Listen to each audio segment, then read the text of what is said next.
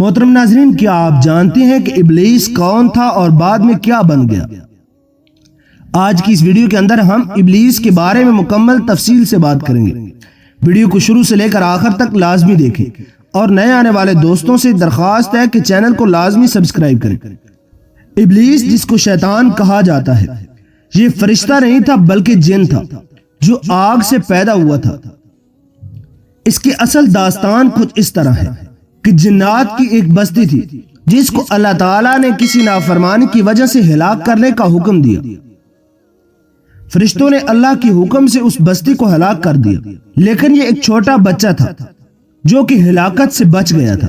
فرشتے اللہ کی اجازت سے اس کو اپنے ساتھ آسمان کے اوپر لے گئے اور یہ فرشتوں کے ساتھ مل جل کر رہنا شروع ہو گیا اور دربار خداوندی میں بہت مقرب ہو گیا۔ حضرت کعب رضی اللہ تعالیٰ عنہ کا بیان ہے کہ ابلیس 40,000 سال تک جنت کا خزانچی رہا اور 80,000 سال تک ملائکہ کا ساتھی رہا اور 20,000 سال تک ملائکہ کو واعظ کرتا رہا، 30,000 سال تک مقربین کا سردار رہا، 1,000 سال تک روحانیین کا سردار رہا، 14,000 سال تک عرش کا طواف کرتا رہا۔ پہلے آسمان میں اس کا نام عابد، دوسرے آسمان میں اس کا نام زاہد، تیسرے آسمان میں اس کا نام عارف، چوتھے آسمان پر اس کا نام ولی، پانچویں آسمان میں اس کا نام تقی، چھٹے آسمان میں خازن اور ساتویں آسمان میں عزازیل تھا۔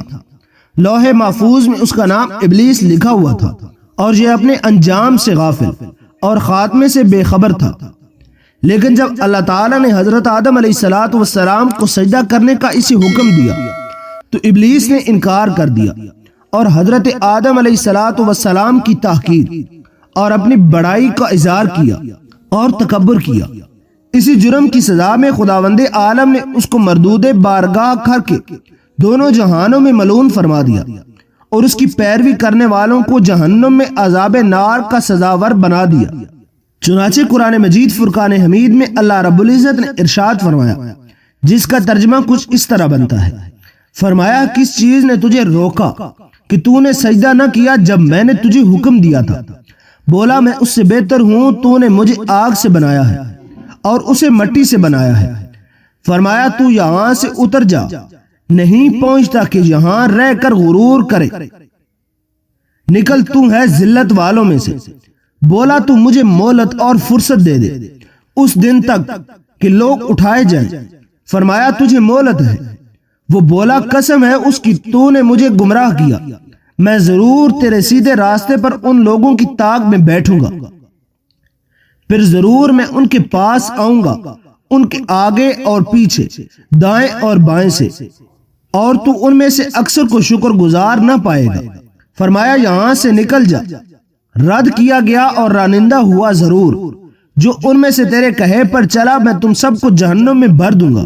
قرآن مجید کے اس عجیب واقعے میں عبرتوں اور نصیحتوں کی بڑی بڑی درخشندہ اور تجلیات ہیں، اس لیے اس واقعے کو اللہ تعالیٰ نے مختلف الفاظ میں متعدد مقامات پر ذکر کیا ہے۔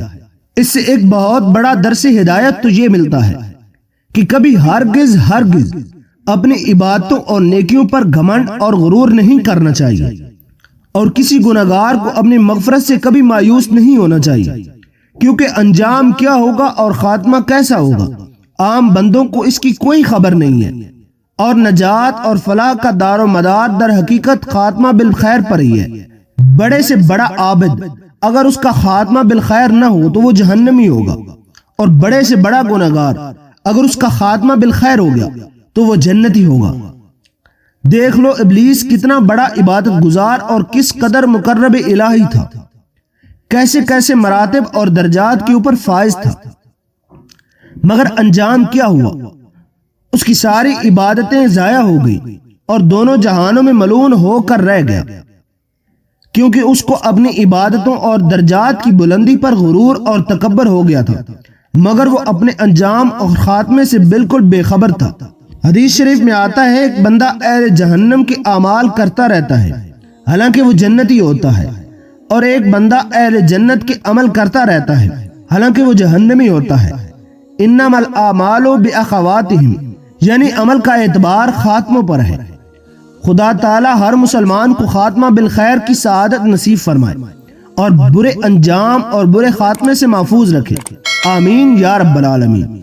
اس سے یہ بھی معلوم ہوا ہے کہ عالم ہو یا جاہل، متقی ہو یا گناہگار، ہر آدمی کو زندگی بھر شیطان کے وسوسوں سے ہوشیار رہنا چاہیے اور اس کے فریبوں سے بچنا چاہیے، کیونکہ شیطان نے قسم کھا کر اللہ تعالیٰ کے حضور میں یہ اعلان کر دیا ہے کہ میں آگے پیچھے دائیں بائیں سے وسوسہ ڈال کر تیرے بندوں کو صراط مستقیم سے بہکاتا رہوں گا اور بہت سے بندوں کو خدا کا شکر گزار ہونے سے روک دوں گا۔ شیطان نے آگے پیچھے اور دائیں بائیں چاروں جانب سے انسان پر حملہ آور ہونے اور وسوسہ ڈالنے کا اعلان کیا ہے۔ اس سے معلوم ہوا ہے کہ اوپر اور نیچے ان دونوں جانبوں سے شیطان انسان کے اوپر حملہ نہیں کر سکتا، اوپر اور نیچے کی جانب سے کوئی وسوسہ نہیں ڈال سکتا۔ لہٰذا اگر کوئی انسان اپنے اوپر اور نیچے کی طرف سے کوئی روشنی یا کوئی بھی حیرت انگیز اور تعجب خیز چیز دیکھے تو اسے سمجھ لینا چاہیے کہ یہ شیطانی کرتب یا ابلیس کا وسوسہ نہیں ہے، بلکہ اس کو خیر سمجھ کر اس کی جانب متوجہ ہو اور خدا تعالیٰ کی طرف سے خیر اور بھلائی کی امید رکھے۔ اللہ تعالیٰ ہم سب کا خاتمہ بالخیر فرمائے۔ انہی الفاظ کے ساتھ اجازت چاہتے ہیں، ملتے ہیں ایک نئے اور دلچسپ موضوع کے ساتھ، تب تک کے لیے اپنا اور اپنے پیاروں کا ڈھیر سارا خیال رکھیے گا۔